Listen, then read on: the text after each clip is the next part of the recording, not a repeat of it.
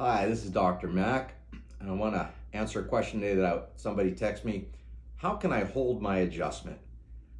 I hear this a lot when I'm working on people. They want to know why their adjustments aren't holding. And one of the most common people are afraid to do is to move once they've been worked on. In actuality, you need to understand what the chiropractic adjustment is doing. We are taking, in easiest terms, a joint that is not moving cleanly, is jammed or pinching, and we're putting it back in alignment, back in best position. So now that joint should have more clean movement. The worst thing to do is to protect it. I'm not going to move it because I don't want it to, quote, go out.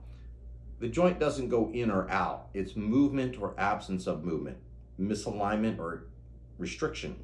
So if we're working on you to give you better movement, why would you want to be stiff-necked and not move it?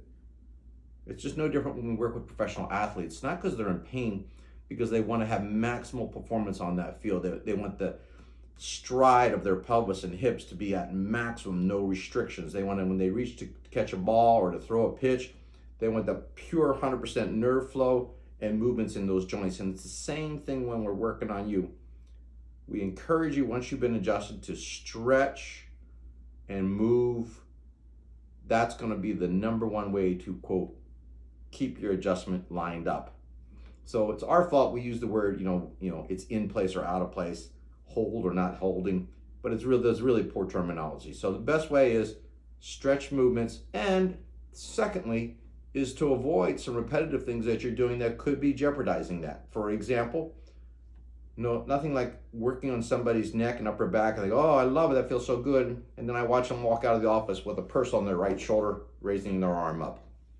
Or I watch, a gentleman, I've just worked on his low back, and then I watch him put his wallet back in his back pocket as he walks out the treatment room. Some things we just need to stop doing, or we're never going to get the problem corrected. This is Dr. Mack. Have a healthy day.